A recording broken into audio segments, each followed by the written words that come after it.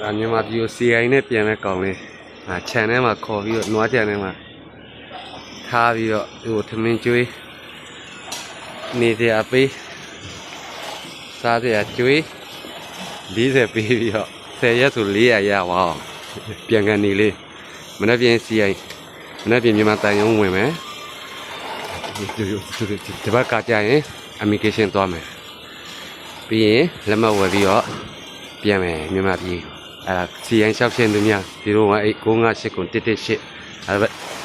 အလဲပိုင်းသားတင်ဝင်318 958ကို118မင်းမြန်စုံစမ်းပါနော်ကျွန်တော်တင်ဝင်ပါကျေးဇူးတင်ပါတယ်မင်းမြန်မှာစုံစမ်းပါ018 958ကို118မြန်မာပြည်ပြန်ကျင်တဲ့လူများဒီမှာလာနေလို့ရတယ်တရက်ကို40ပေးသေးရယ်10ရက်ဆို400ရပြီနော်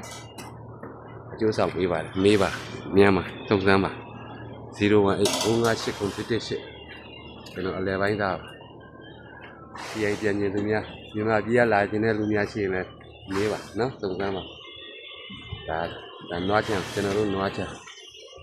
အိုးမှာစိတ်ချ